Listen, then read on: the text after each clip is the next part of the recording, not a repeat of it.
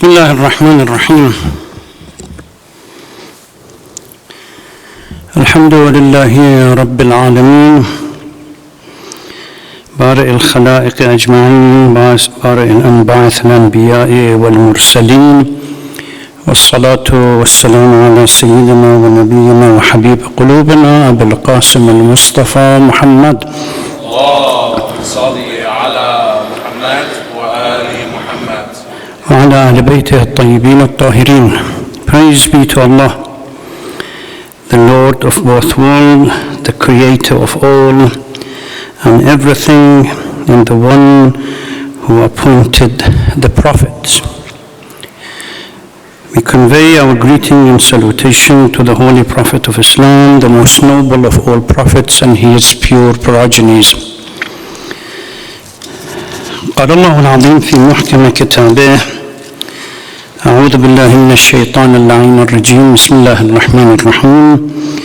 ما أصاب من مصيبة في الأرض ولا في أنفسكم إلا في كتاب من قبل أن نبرأها إن ذلك على الله يسير. No calamity befalls the earth or your own self, but it is in the book before we bring it into being. Indeed, it is easy for Allah subhanahu wa ta'ala. Sisters and brothers, Assalamu alaikum wa rahmatullahi wa barakatuh. You could do better than this. Assalamu alaikum wa rahmatullahi wa barakatuh. I understand it if it was before iftar, but not after iftar. The topic that was designated for tonight, issue of predestination of free will. Do we have free will, or is our life is predestined? And what does that mean? If we look, free will technically says that we are the agent, the free agent that can decide for whatever we do. If we accept that proposition, then naturally the consequences are there. That if the choice is ours, we make the choice, then we have to suffer the consequences, whatever that choice is.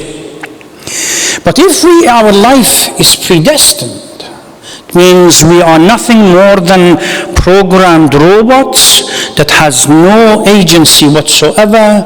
We function according to that label or the central command that is instilled within us, and we act accordingly.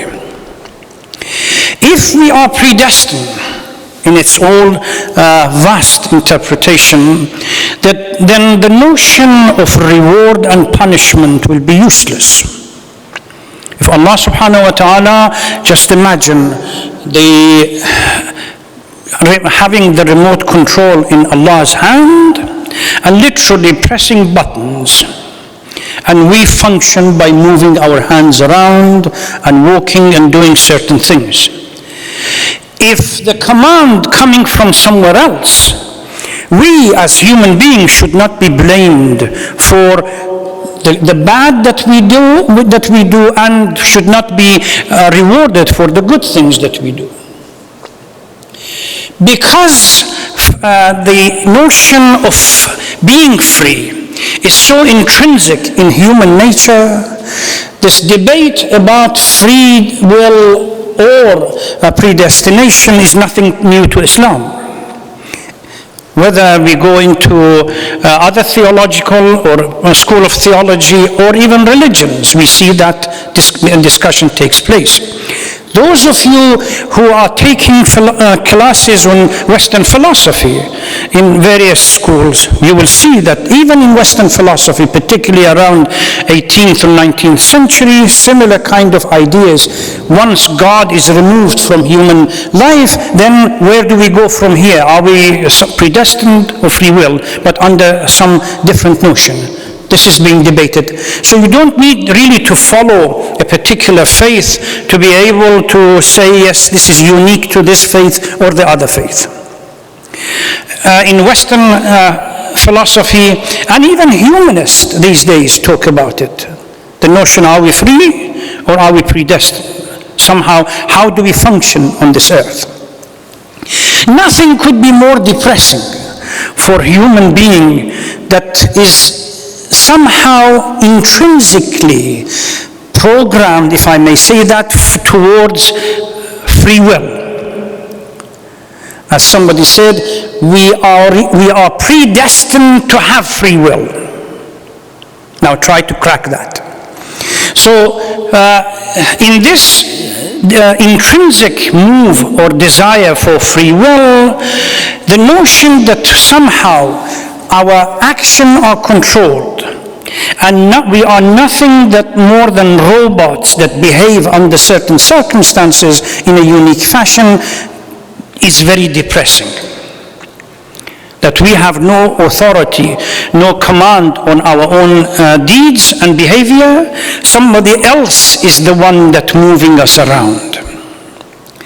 This notion, as a question, has been posed repeatedly. So which one is it? Are we predestined or are we free? Is our action or are our actions somehow controlled, or are we free to do whatever we want? Or there is a third option, that neither total freedom or total predestination. There's somewhere in between. And if it is so, how do we explain it? In the light of time, I won't be able to expand or explain the whole debate that exists in Islam on the notion of free will and predestination, both from juristical point of view, theological point of view, as well as philosophical point of view. And to a degree, mystical point of view. They all have addressed this issue and looked at it from their own unique angle. So this is something that we really need to address. Historically, the notion of free will and predestination came up around the middle or latter part of the 1st century in Islamic calendar, where people began reading at least primarily the Quran very literally.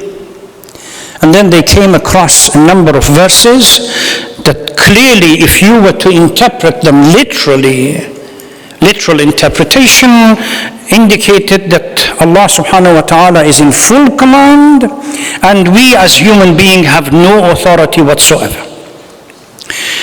These were, and there was another school of thought, or this is within what we call interpretation of Quran, that said, no, we rely on some other verses in the Holy Quran that talks about absolute free will for human being. These two various ideas or interpretation of these verses began to develop, and they called themselves those days the Qadari school and the Jabri school.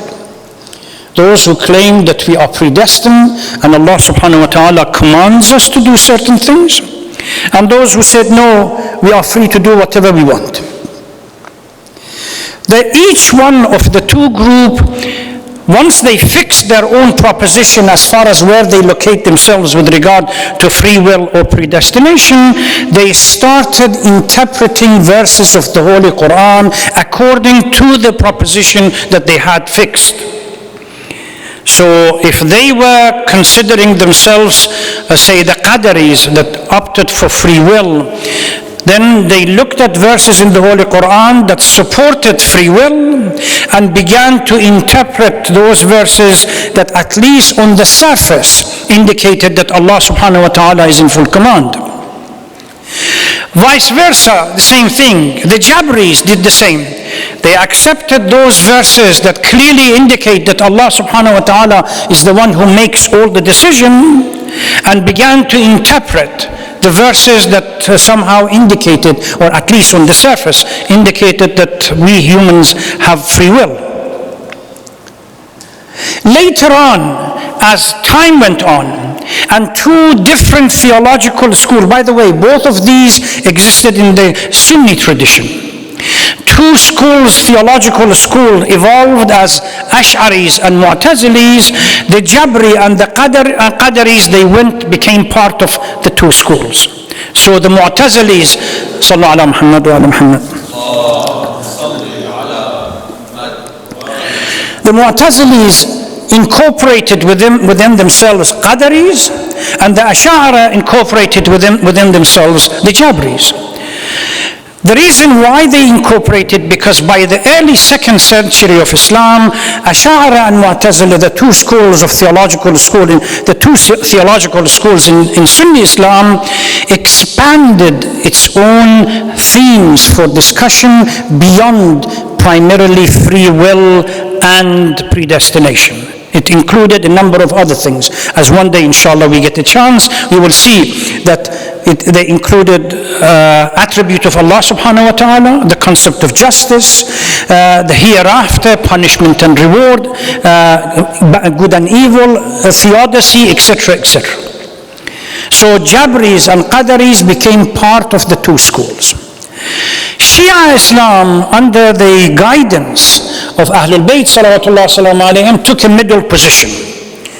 It has become now a famous cliche from Imam Ja'far al-Sadiq salawatullah salam alayhi that everybody remembers as soon as the concept of free will and predestination is presented.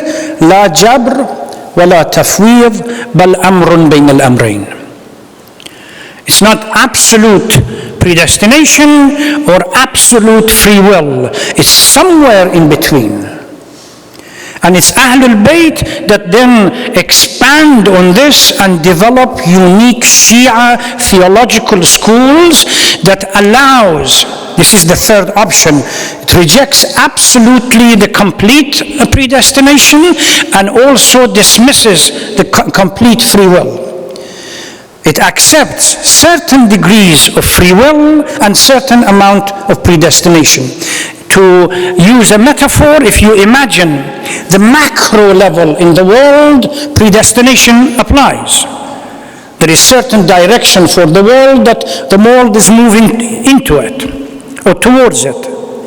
But on the micro level, we're us as human, and that is where the whole debate about free will and agency as well as predestination took place. Nobody was talking about whether the cosmos is under our control or outside our control.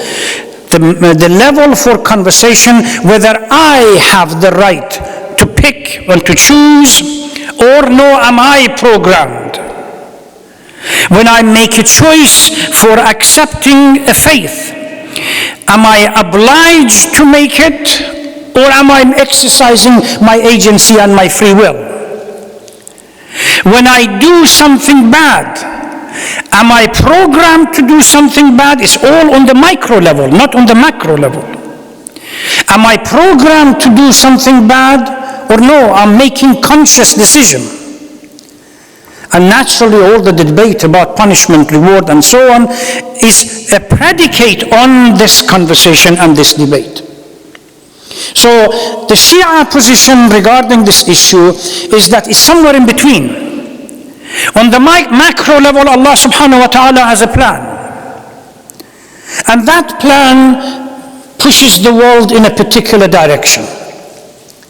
Where we locate ourselves in the micro level, either in coherence with this plan because of the choice that we make, or is in opposition to it. And some of the verses that I'm going to recite clearly indicates this. Let's look at a few verses in the Holy Quran.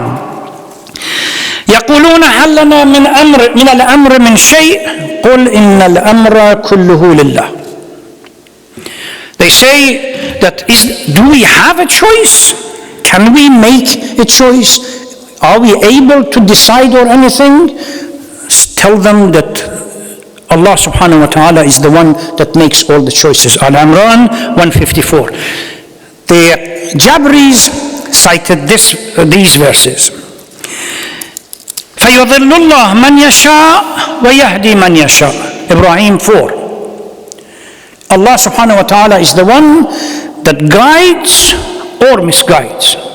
By the way, if you go to even Jewish and Christian theological discourse and present this idea of free will.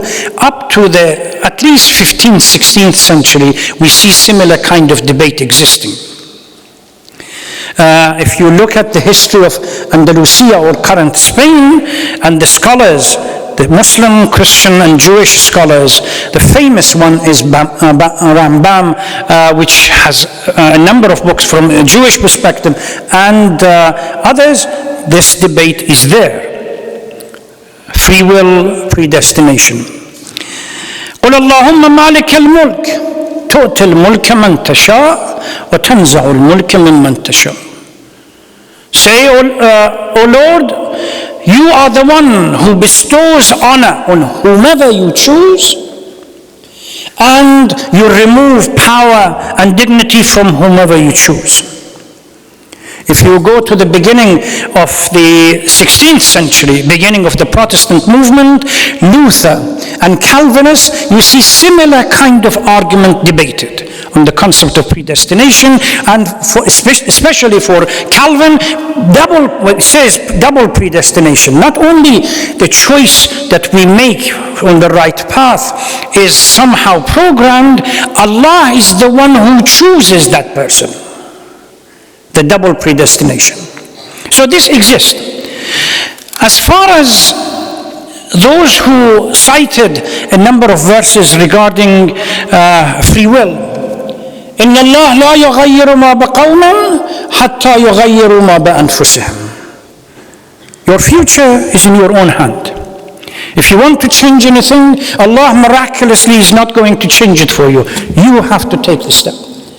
There seems to be a partnership between, metaphorically speaking, between us humans with our own free will and agency on the micro level, with Allah subhanahu wa ta'ala on the macro level. We either work in partnership or each one does his. ما كان الله ليظلمهم ولكن كانوا أنفسهم يظلمون. Allah subhanahu wa ta'ala is not going to somehow be unjust to them. It's themselves. They are the ones that are unjust to themselves because of the deed that they commit and they perform. فَمَنْ شَاءَ فَلْيُؤْمِنْ وَمَنْ شَاءَ فَلْيَكْفُرْ. I have provided you with the guidance. Two institutions. Your brain and intellect, as well as the guidance from without, which is the role of the prophets. You can decide what you want. You can either believe or reject. إِنَّا هَدَيْنَاهُ السَّبِيلِ إِمَّا شَاكِرًا وَإِمَّا كَفُورًا. You choose. So these are a number of verses that one group or the other has cited to support their own proposition or their location as far as free will and predestination. The unique and the beauty of Ahlul Bayt theology, that you don't need to look at these either-or situation. Ahlul Bayt, they come up with an interpretation that all these verses make sense without having to pick one verse and interpret the other. And this is something that inshallah one day we have to go and discuss this. When it comes to free will, now if you ask anyone, Shia Islam is considered to be somehow or accused to be Mu'tazilite. It's a mistake that I have repeatedly seen it in academic establishment being made. There are issues between Mu'tazili and Ash'ari that Shia accept one or the other. When it comes to Allah subhanahu wa ta'ala and Allah's attributes, the concept of justice, Shia positions itself with the Mu'tazilite and rejects Ash'ari. When it comes to the concept of free will, again Shia moves towards the Mu'tazilite. There are other issues that Shia rejects from Mu'tazilite and closer to the Ash'ari. But these are concepts that we really need more time to be able to discuss. We ask Allah subhanahu wa ta'ala to guide us to the right path, inshallah, and forgive our shortcoming. Bismillah ar-Rahman ar-Rahim. والعصر إن الإنسان لفي خسر إلا الذين آمنوا وعملوا الصالحات وتواصوا بالحق وتواصوا بالصبر والسلام عليكم ورحمة الله وبركاته. صلوا على محمد وآل محمد.